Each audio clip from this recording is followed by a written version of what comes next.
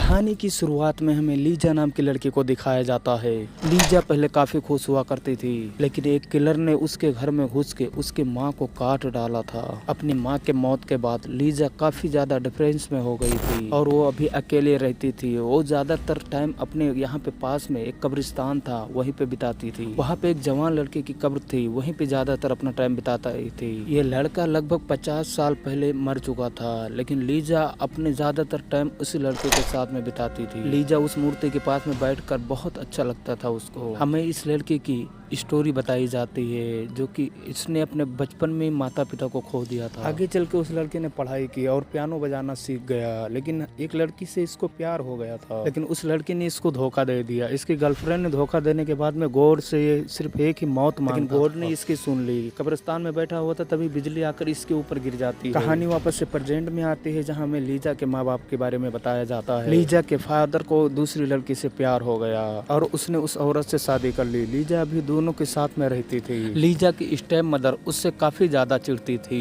लेकिन उसकी बेटी थी वो काफी ज्यादा उससे प्यार करती थी और उसी के साथ में ज्यादा वक्त बिताती थी। और टैफी उसे अपनी रेल बहन की तरह मानती थी। आज के दिन लीजा को टैफी को एक किसी पार्टी में जाना था। टैफी अपनी बहन से बोलते है कि वो टैनिंग मशीन में जाकर अपनी बॉडी को टेस्ट कराए। लीजा अपनी बॉडी टैन कराने के लिए उस मशीन के अंदर जाकर लेट जाती है, लेकिन उस मशीन में कुछ खराबी थी।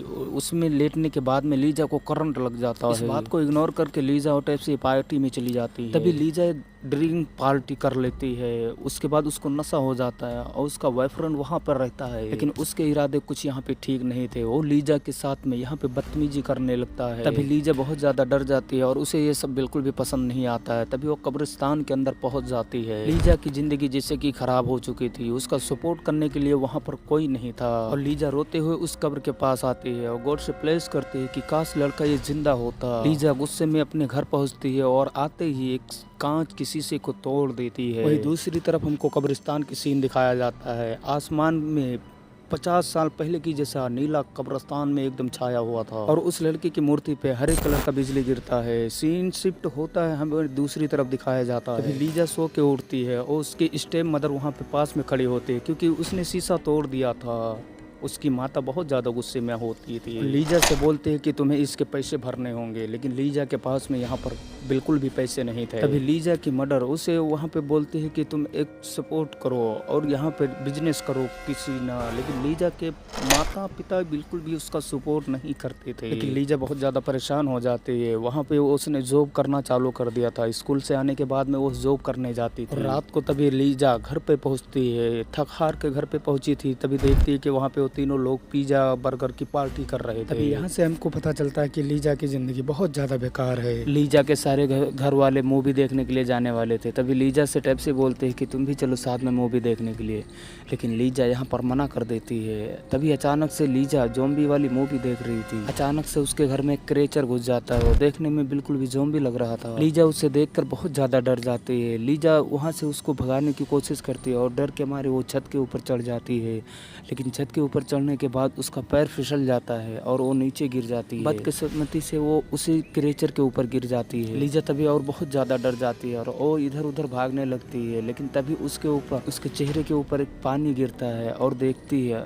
कि समझ जाती है कि ये लड़का वही कब्रिस्तान वाला है। लीजा उसी मूर्ति के सामने बैठकर रोया करती थी, लेकिन पता नहीं अचानक से वो लड़का जिंदा कैसे हो गया। ये सब देख के बहुत ज्यादा शौक में आ गई। वो लड़का लीजा को समझाता है कि उसकी जुबान कटी हुई है, लेकिन इशारों में समझाता है कि मैं वही लड़का हूँ जिसके पास में तुम बैठकर रोया करती थी। उस लड़के के अंदर से बहुत ज्यादा बदबू आ रही थी। तभी लीजा उसे कहती है कि तुम नहा धोकर बाहर आओ।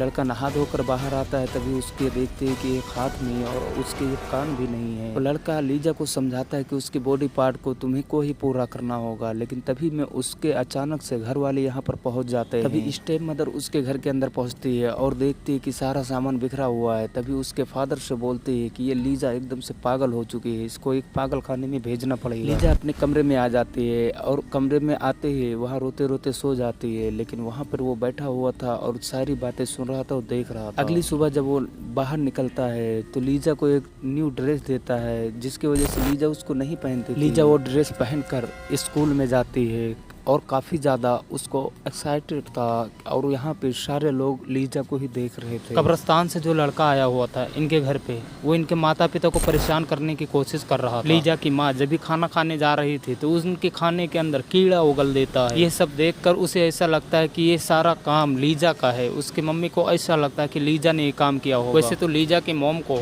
शहर से बाहर जाना था किसी काम से, लेकिन वो अपना प्लान कैंसिल कर देती है। सोचती है कि अभी लीजा को पागल खाना जरूर पहुंचा कर रहूं। और लीजा जैसे अपने घर पे आती है, जिसे उसकी मॉम बोलते है कि तुम्हें पागल खाना जाना पड़ेगा और उसे फोर्स करती है, लेकिन यहाँ पे वो लड़का तुरंत ही उसकी मॉम को मार देता है जान से ही, और लीजा के मॉम के कान भी काट लेता है। कमाल की बात तो ये है, ये सब देखकर लीजा को बिल्कुल भी दुख नहीं हुआ था। यह दोनों लोग उसकी डेड बॉडी के उठा के उसी लड़के की कब्र के अंदर फेंक कर आ जाते हैं। और घर आने के बाद में लीजा से वो लड़का बोलता है कि एक कान मेरे ऊपर तुम लगा दो, और लीजा ऐसे ही करती है, उसके ऊपर वो कान लगा देती है। लेकिन वो कान को लगाने से कोई फायदा नहीं था, क्योंकि वो कान से वो बिल्कुल भी सुन नहीं सकता। लेकिन उसके बाद क्रिएचर बताता है कि ये झटका लगने के बाद में वो कान अपने आप चालू हो जाएगा, यानी कि उसे सुनाई देना चालू हो जाएगा। फिर तभी लीजा को अचानक से वही टाइमिंग मशीन का याद आता है कि इसको इसके अंदर लेटा दे तो हो सकता है करंट का झटका इसे लग सकता है। और वाकई में वैसा ही हुआ, उसका दोनों काम एकदम से काम करना चालू कर दिया था। और लीजा पूरी तरीके से एकदम मॉडर्न लड़की बन चुकी है। वो अपने स्कूल में जाती है, वहाँ पे कई सारे लड़कों से फ्लर्ट करना चालू कर देती है। वो अपने डग के साथ में यहाँ पे फ्लर्ट करना चालू कर देती है। डग वही लड़का है जिसने लीजा के साथ में पार्टी में जो कि बदतमीजी करने की कोशिश की थी। लीजा प्लान बना के उस लड़के को कब्रिस्तान के अंदर बुलाती है, जहाँ पे वो लड़का पहले से मौजूद था। लड़के को यहाँ पे फेंक देती है, उसके बाद उसको जान से मार देती है, उसका हाथ काट लेती है और लीजा उस लड़के के हाथ में लगाना चालू कर देती है। तो वापस से उसी टाइमिंग मशीन के अंदर झटके दिलाने के लिए काम करती है। और अभी उसका दूसरा हाथ भी काम करने लगा था। दोनों हाथ जुड़ने के बाद में लीजा के चेहरे पे बहुत ज़्यादा खुशी आई थी। अब लीजा काफ़ी ज़्यादा खूब एकदम से खुश थी, क्योंकि उसके सुनने वाला कोई तो सुन रहा था।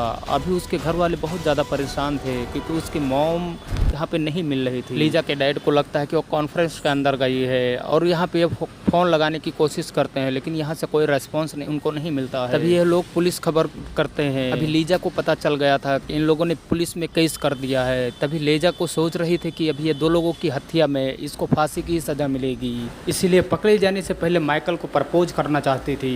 अगले दिन लीजा स्कूल में जाती है और वहाँ पे देखते हैं कि माइकल आज स्कूल में नहीं आया था, क्योंकि उसे प्रपोज करना था। प्रिंसिपल लीजा को अपने ऑफिस में बुलाती है, और यहाँ पर पुलिस लीजा का इंतजार कर रही होती है। और पुलिस को यहाँ पे शक था कि दोनों की मौत की वजह सिर्फ लीजा ही है, लेकिन पुलिस को कोई भी सबूत ना मिलने की वजह से लीजा को यहाँ पे छोड़ देते हैं। और दूसरी साइड में कब्रिस्तान से निकला हुआ लड़का पूरे शहर में घूम रहा था। एक आदमी की गाड़ी छीन लेता है और शहर में घूमना चालू कर देता है। और लीजा लड़का दोनों कार में बैठे हुए थे और माइकल के घर की ओर निकल जाते हैं। माइकल के घर जब भी पहुँचते हैं तो देखते हैं लीजा देखती है कि उसकी टैक्सी बहन और माइकल दोनों एक साथ में थे, क्योंकि लीजा की बहन उसको धोखा दे रही थी। इतने में वो लड़का परेशान होके टैक्सी की बॉयफ्रेंड के उसके प्राइवेट सामान को मार देता है, और उसके टैक्सी को भी मारने वाला था, लेकिन लीजा यहाँ पे रोक लेती है। सीधा इन लोग कब्रिस्तान के अंदर आ जाते हैं, और लीजा समझ चुकी थी ये कहीं ना कहीं कुछ गलत कर रही है। लीजा इसीलिए कुल्हाड़ी लेकर आई थी, क्योंकि उस क्रिएचर को ये मारना चाहती थी, और लीजा उसे मार नहीं पाती है क्योंकि उसी क्रिएचर से उसे प्यार हो गया था। वो दोनों घर पहुँचते हैं, और वहाँ पे पहुँचने के बाद में माइकल के प्राइवेट पार्ट को भी उसके साथ में जोड़ देती है।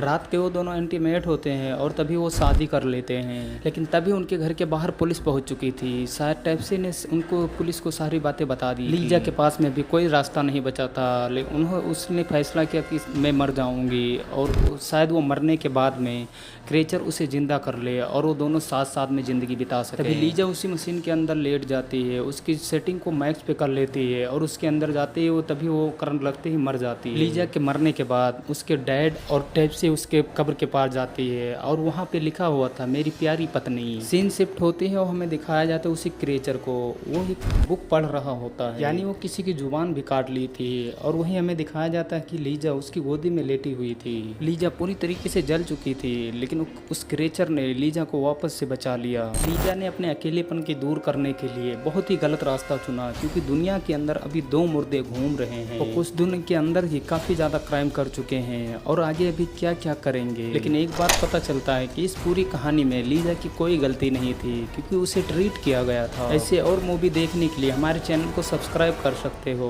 और हमें बता सकते हो कि लीजा की क्या गलती थी।